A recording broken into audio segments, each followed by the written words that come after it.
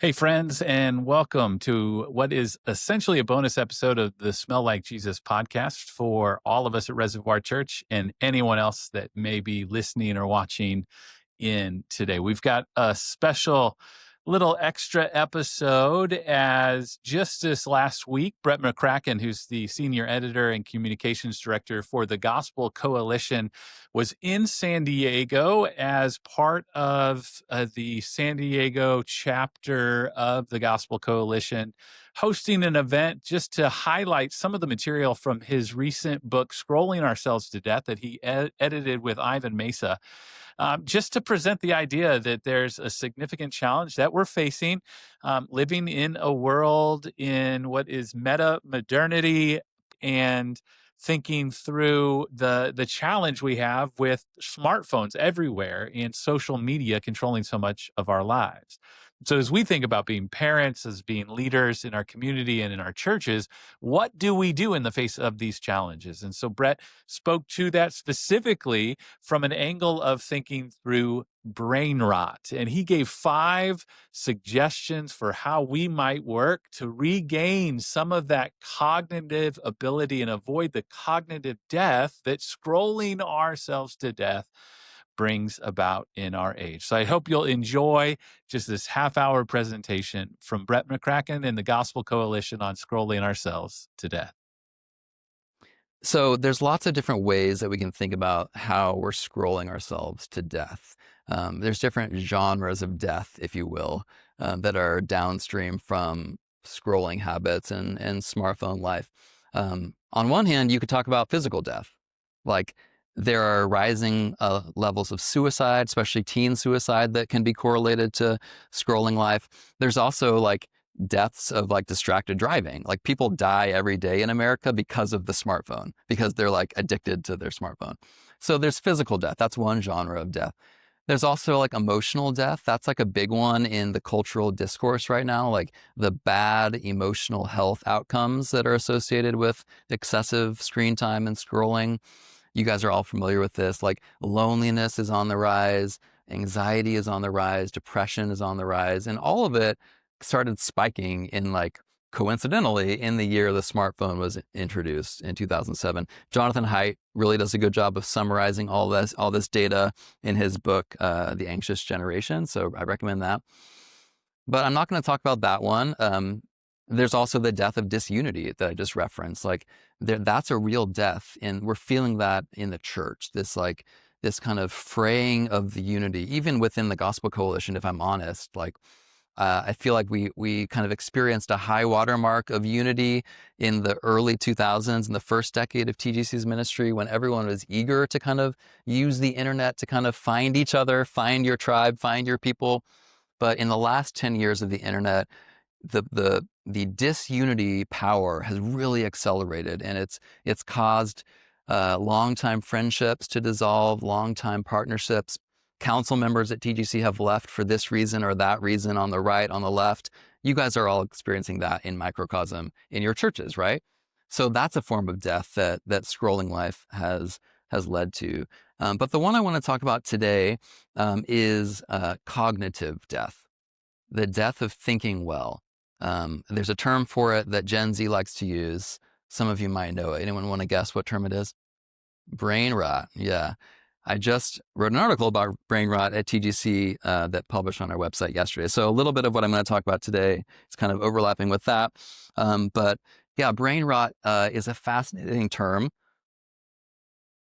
It's fascinating because the way I hear it used among young people is kind of simultaneously ironic. It's kind of like they get on TikTok or they sit down to watch Love is Blind on Netflix and they're like, this is brain rot. It's like, it's just going to rot my brain. So it's like self-aware. It's kind of joking. But at the same time, I think there's a kernel of earnest, like cry for help. Like I can't stop. Like I know this is bad for me, but I can't stop. And I think brain rot is the perfect term for this dynamic, which is a very troubling dynamic in today's world with technology, where there's a lot of awareness about the bad effects of like screen time and scrolling. And we talk about it. There's books, there's articles, not only on the macro level with like Jonathan Haidt and like policy and politicians talking about it, but every day in dinner tables across the world, families talk about it. Parents talk to their kids about, this is bad for you. You know it's bad for you. Like, we need to do it less, right?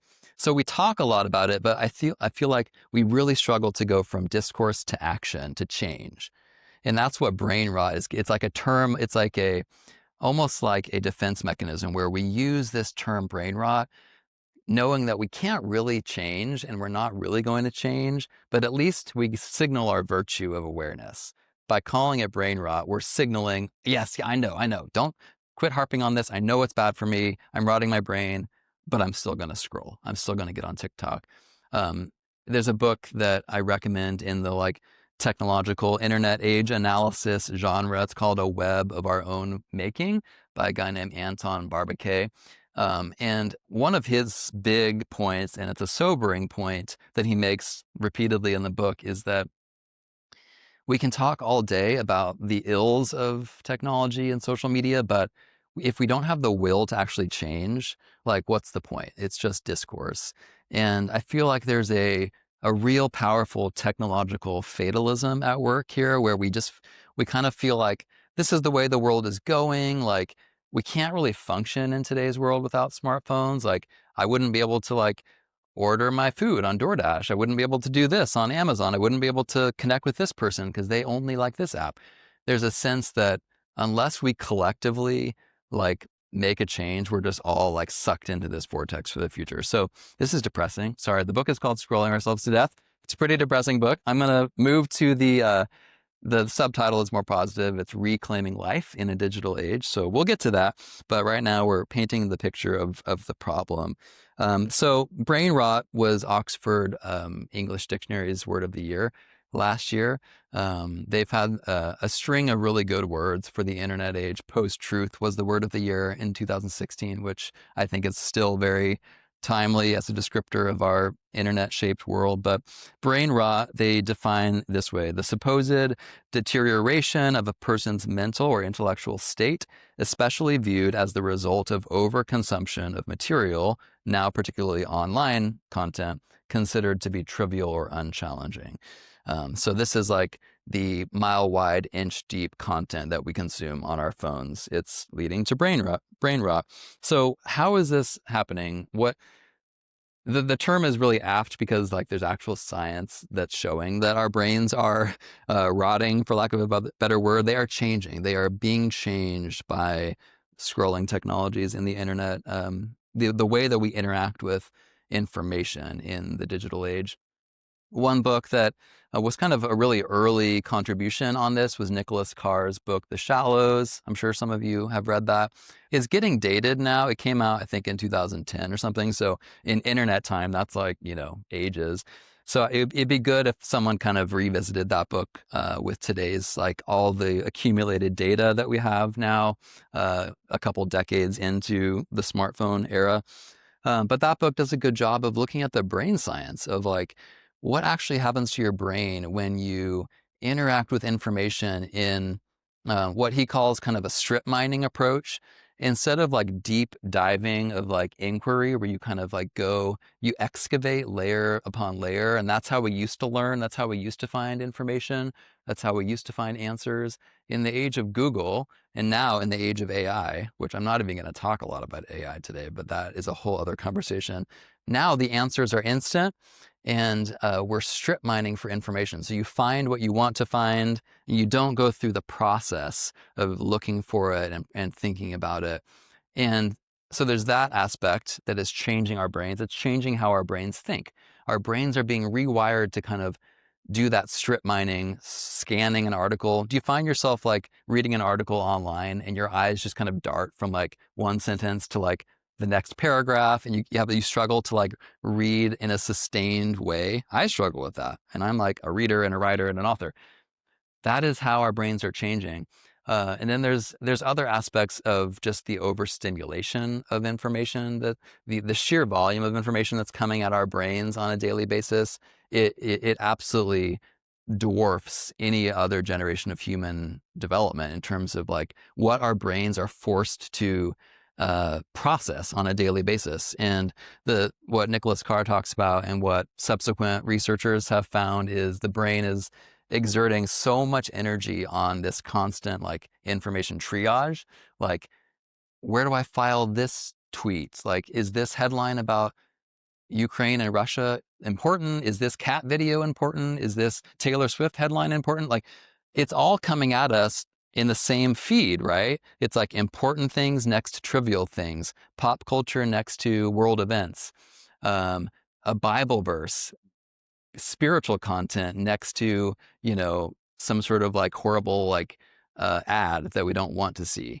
Like, our brains are like filing it and constantly trying to play triage. And what's happening is there's no energy left to do the deeper thinking.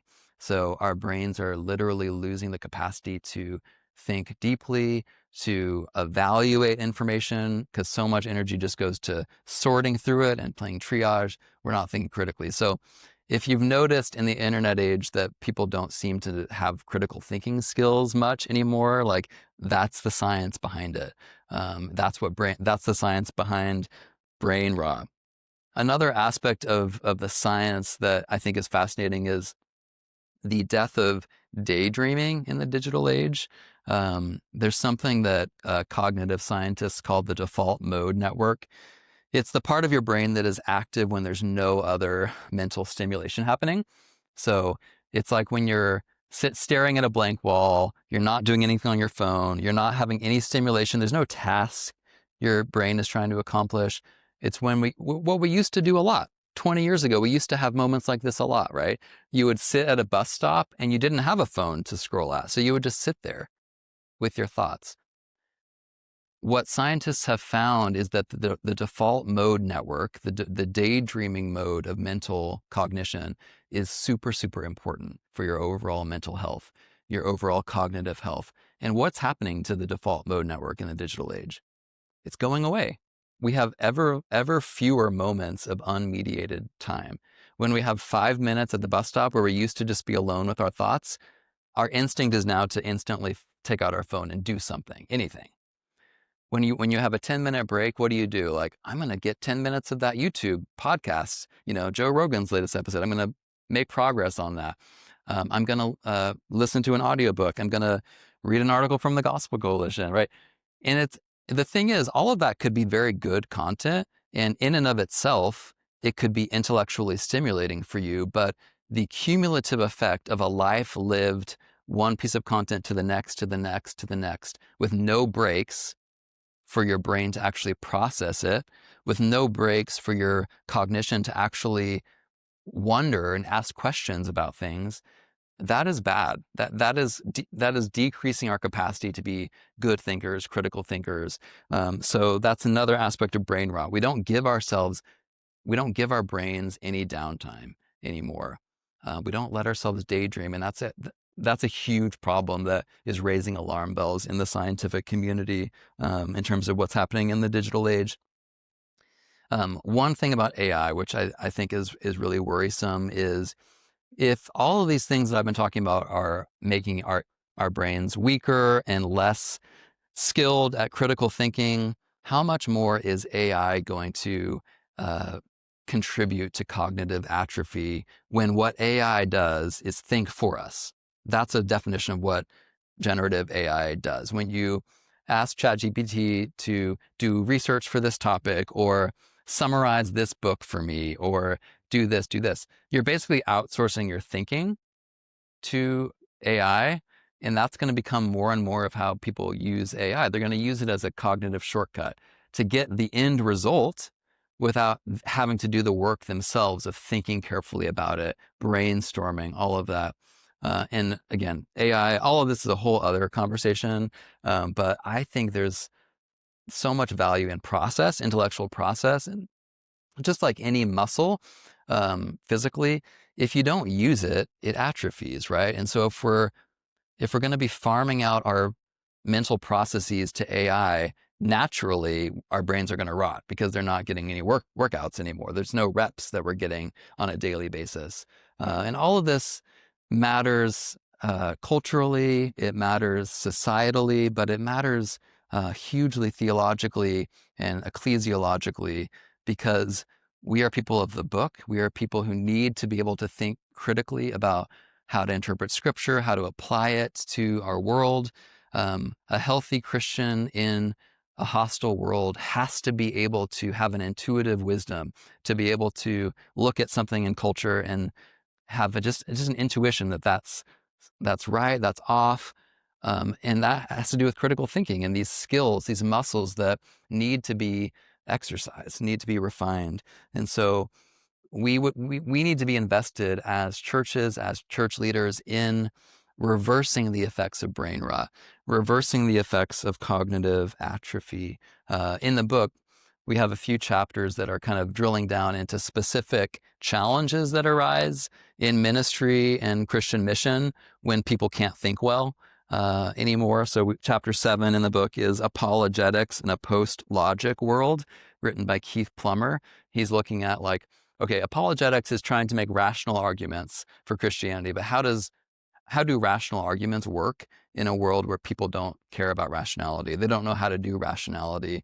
They don't care about logic. This is a real dynamic that I observe in young people, especially who have been trained in the feed of information on social media, where contradiction is just their bread and butter. Every day they've grown up in a social media world where this person says this person says this, here's one truth claim, here's one other truth claim that contradicts each other, here's one person's facts, here's another set of alternative facts. And it's so much their world that I think as a coping mechanism, they've just come to terms with it to the point where they don't even mind it. Contradiction doesn't matter as much for Gen Z. And that poses a problem for apologists, because a lot of apologetics is pointing out logical fallacies, but what value is that when people don't register logical fallacies as problematic? Okay, so that's a chapter in the book, is looking at the cognitive atrophy and its challenges for apologetics. There's another chapter by Thaddeus Williams. You guys know Thaddeus Williams, great author. He has a chapter called Telling the Truth About Jesus in an Age of Incoherence, kind of getting at the same idea of like, people just are okay with incoherence. They're not as bothered by even holding incoherent views themselves.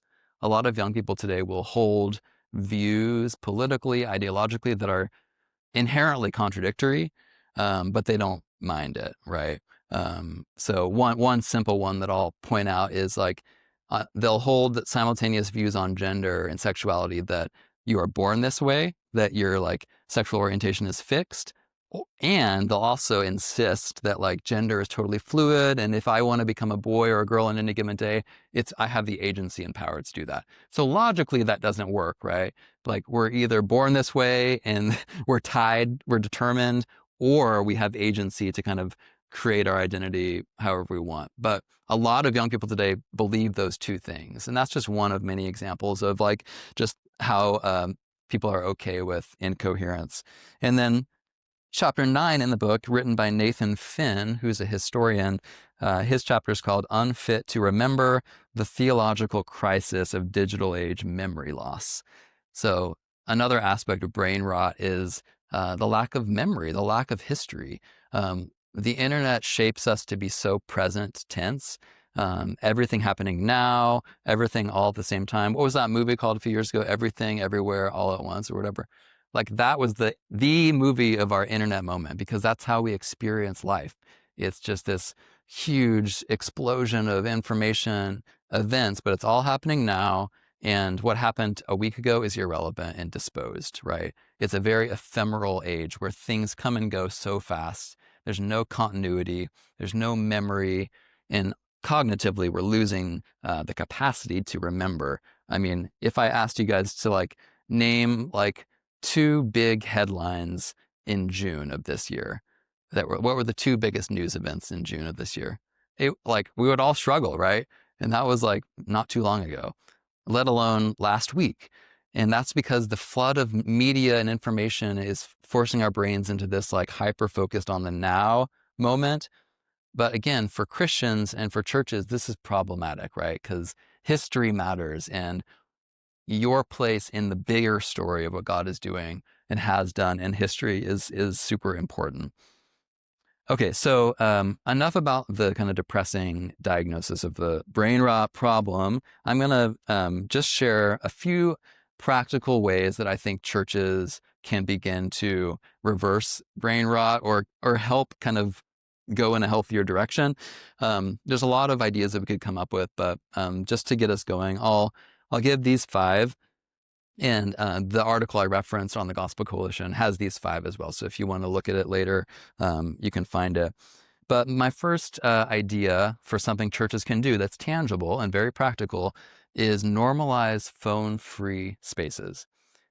If the root of brain rot technologically is the phone, is the smartphone, and our constant tethering to it, and our inability to have that daydreaming time where we're phone-free, then we need to start like creating spaces where people can practice going without their phone. People really struggle to do this. Like I struggle to like not look at my phone for the first half hour of every day. That's the challenge I have given myself for the last 5 years. I've tried not to look at my phone for the first half hour of every day. And it is so hard. It is very hard. And I don't do it every day. So what if in our churches we created a phone-free space? Like schools do this. More and more schools make kids like put their phones in a little like locker at the beginning of the day and they can't touch it until the end. I don't think churches should institute phone lockers or like, I don't think it should become a legalistic thing, but more of an invitational thing. Like what if at the beginning of your service on Sunday, the person up front just kind of says like, hey, like we want this next hour and a half to be an experience of presence, where you are present with the Holy Spirit, where you are present with one another in the flesh. And we know that you guys all know that the phone can distract us. It pulls us out of that presence. Everyone already knows that. Like you're not going to be having to convince people. I think people are going to be so receptive to that. So just say like, hey, like let's put our phones away. You might have to provide physical Bibles in every chair, because so many people use their phone. That's their excuse, right, for having their phone out during church. So the only way you can get away with this as a church is if you actually bring back physical Bibles. That wouldn't be a bad thing, would it?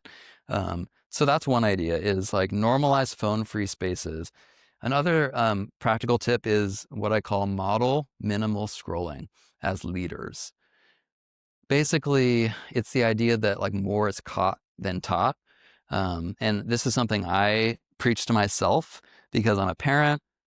I'm an author and writer about ills of social media and technology. So I recognize that I have to practice what I preach, and I have to model in my own life what I hope others will emulate. And as a parent, anyone who's a parent of kids these days knows how hard this is. We can talk to them all day. We can harp on, no, you cannot watch that, YouTube show for another 30 minutes. No, you need to go offline and go outside and play.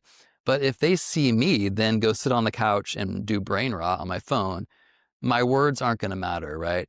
Actions speak louder than words. And so I think for pastors in the digital age, we really have to be careful that we model a happily less online life, a joyfully like analog life. It's not that we should be Luddites who never go online or never use our phones, but you need to model that there's another way to live, and it's more fulfilling than just kind of vegging out and observing other people's lives.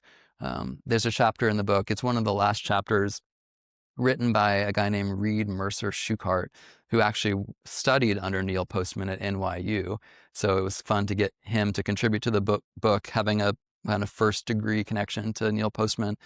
But the big idea in his chapter is like, we need to embrace tangible mission, not digital spectating. And so much of online life is digital spectating. It's just looking at other people's lives. It's becoming jealous of influencers and how cool their lives are. It's like looking at other YouTubers and what they're doing. But like we as pastors, as church leaders, need to be modeling tangible mission, on the ground activity in real people's lives, in real neighborhoods, in real community. And so do whatever you can to model that.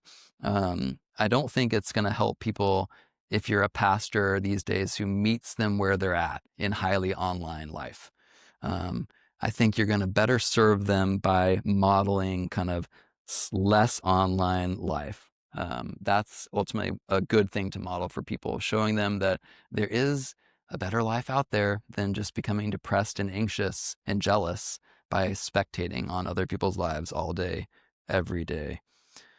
Okay, so normalize phone-free spaces, model minimal scrolling. My third tip is create plausibility structures through critical mass. So what I mean by this is there's a real challenge right now, especially in the parenting world with smartphones, because you might be a parent who really doesn't want to give your kid a smartphone until they're like 18, but they're probably in a school and in a social group where every other kid has a smartphone. And how can you be that cruel parent who like makes your kid a weird alien outlier? That is a hugely challenging thing, but if we create a critical mass of like a micro community starting in our churches where parents of like teenagers or like junior high and up kind of bands together with shared values on technology, and they all kind of commit to having a certain like policy where we're all going to give our kids dumb phones, maybe that could be an option, or we're all going to like give them some other thing that isn't a smartphone. But the key is we're doing this together, and we can create a critical mass where suddenly your kid has other friends who do the same thing, and they're not the only one. So much in life, again, this connects to the caught, not taught thing. You learn by what your community does, what you see modeled around you. We are formed in community.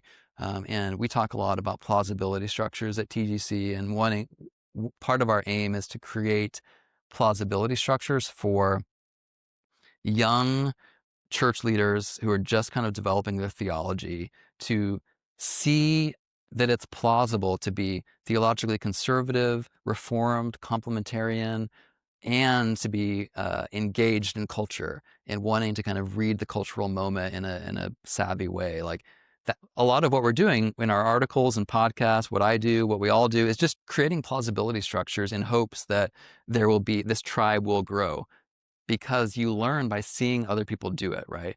And with technology, we need to create micro communities. So I think if you have like a youth group in your church, like talk to your youth pastor about like sitting down with the parents in your church and doing something like this, like creating this like covenantal group where everyone agrees on like shared technological parameters and values and ways to communicate with one another so that you can create that critical mass.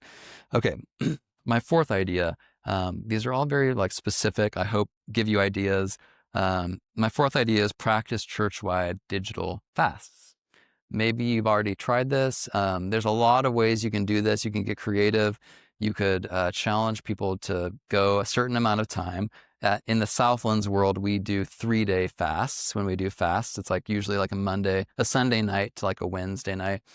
And challenge people to go without some aspect of technology that they find particularly addicting. For each of us, it's different, right? So challenge people to go without TikTok, if that's their thing, or Facebook or Instagram, or their entire phone, maybe texting, whatever, YouTube.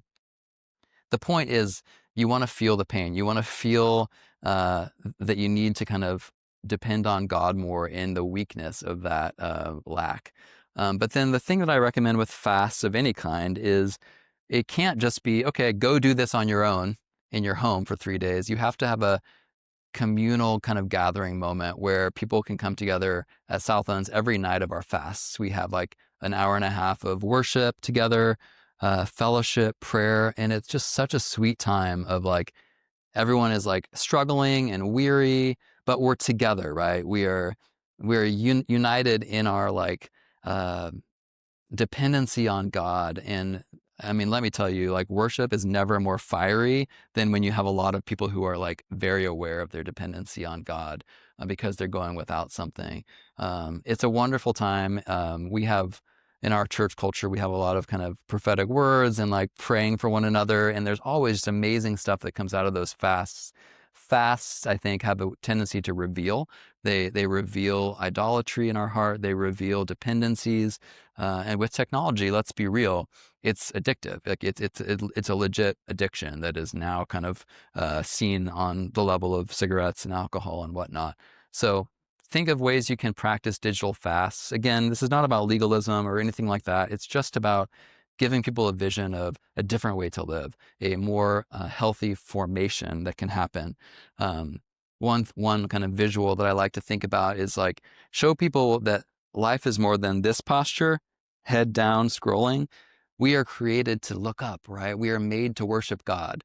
We are most alive when we are looking up at our Creator, acknowledging Him, worshiping Him, or looking around at our fellow human beings. Like in the digital age, everyone just goes around like this, you know, and what a way to live. God created us to look around at each other, to be present with the other image bearers in our path, and to look up and acknowledge Him.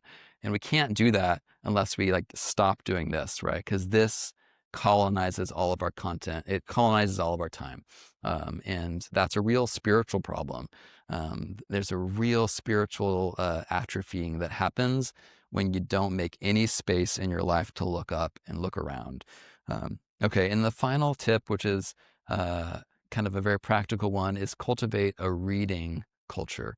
So this one, like kind of, it's confronting the brain rot problem directly. If internet life is rotting our brains because it's making us have short attention spans, we can't follow an argument, we can't read very well. Well, a practical way we can combat this is creating a robust reading culture in our church. So you can do this in so many ways, like just create book clubs, reading groups, curate lists. That's something that I love to do.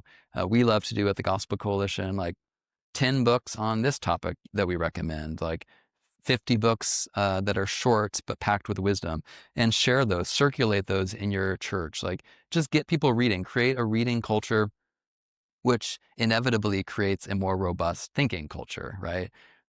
In my chapter on the wisdom pyramid, which was my previous book, I have a whole chapter on books and reading as a source of life-giving wisdom. And it's not just the content in the books that helps us become wise, it's the form of them and the way that it forces our brains to kind of train those very muscles that are being atrophying because of digital habits.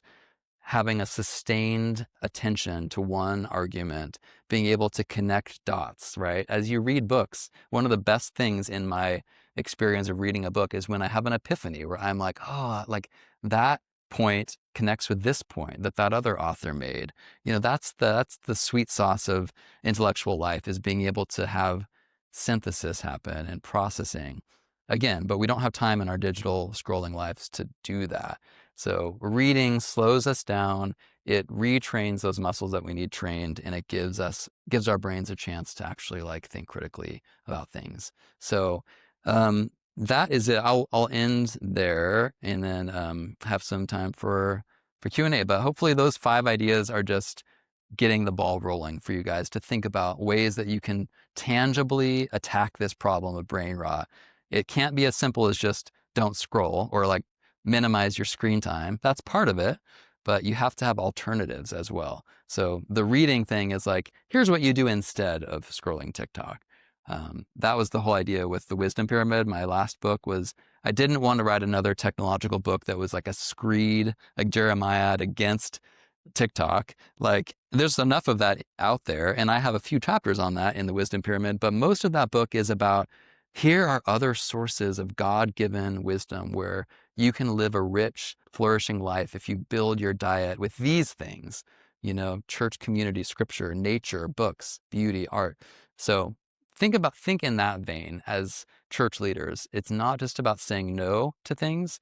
It is, that's part of it, but it's also pointing people to better things and modeling those better things communally in a way that makes it attractive to people. So